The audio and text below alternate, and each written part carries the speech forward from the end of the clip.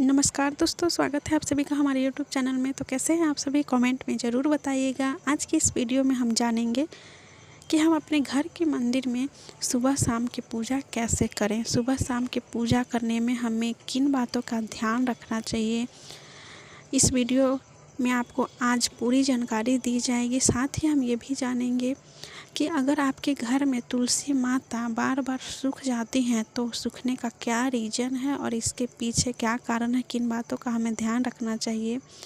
आज की वीडियो में हम आपको ये भी बताएंगे कि संध्या आरती जो हम सर्दियों में हमें करने में परेशानी होती है, तो सर्दियों में हम संध्या आरती, शाम की आरती कैसे करेंगे। क्या हम चाय, नाश्ता, बिस्किट वगैरह खाकर पूजा पाठ कर सकते हैं। इन सभी चीज़ों के बारे में आज आपको इस वीडियो में जानकारी दी जाएगी।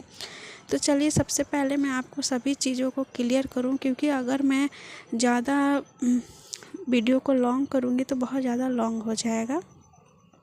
सबसे पहले देखिए, मैं आपको बताना चाहती हूँ कि जो घर का मंदिर है उसमें सुबह शाम की पूजा में हम ऐसे करते हैं कि सुबह की पूजा जब भी हम करते हैं घर के मंदिर में, तो सर्वप्रथम स्नान इत्यादि करके हमें घर की जो साफ़ सफाई है मंदिर की, वो प्रतिदिन करना चाहिए। ठीक है, प्रतिदिन नहाकर हमें पूजा करनी चाहिए और घर की मंदिर की सफाई हमेशा करनी चाहिए।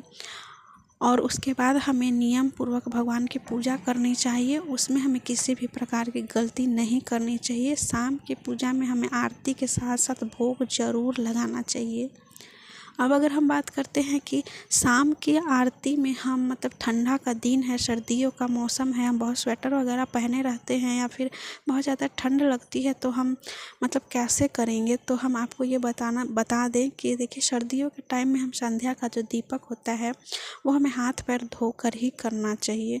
लेकिन ठंड में बहुत ज़्यादा ठंड होती है, तो अगर आप जैसे बाथरूम वगैरह यूज करते हैं और उसके बाद अगर आपको दीपक दिखाना है तो आप गोड़ हाथ, आपको पैर हाथ तो धोना ही पड़ेगा। ठीक है, उसके बाद आप कपड़ा चेंज करके दीपक वगैरह दिखा लें। लेकिन अगर आप बाथरूम वगैरह यूज नहीं करते हैं, आप शुद्ध हैं, तो आप ऐसे भी गंगा जल छींटकर दीपक दिखा सकते हैं।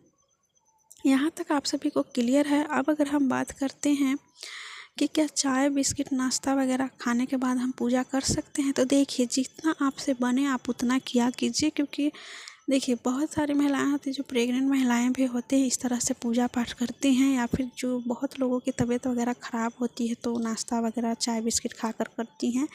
तो इसमें कोई परेशानी नहीं है। भगवान ये नहीं कहते हैं कि आप भूखे पूजा कीजिए, खुद को कष्ट देकर पूजा कीजिए। तो ऐसा नहीं है, आपसे जैसा बने आप वैसा कीजिए। अगर आप भूखे कर सकते हैं पूजा तो कीजिए, नहीं तो आप चाय वगैरह पीकर कर सकते हैं। अनाज आपको नहीं खाना है बस।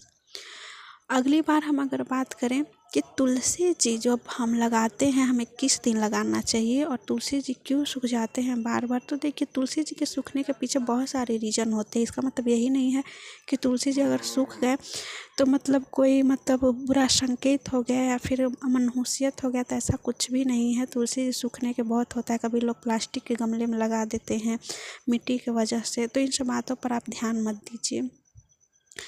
अब हम बात करें अगर तुलसी जी लगाएं किस दिन, तो देखिए, मंगलवार को और रविवार को छोड़कर आप बाकी सभी दिन तुलसी जी को लगा सकते हैं।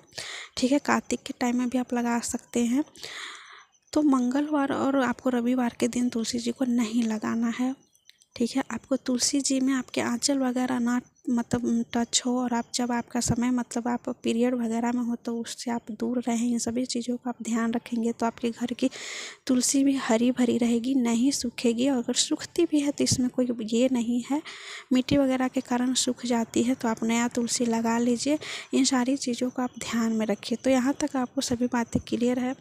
उम्मीद है आपको ये वीडियो बहुत ज़्यादा पसंद आएगी। मिलते हैं नेक्स्ट वीडियो में। बाय बाय, हर हर महादेव।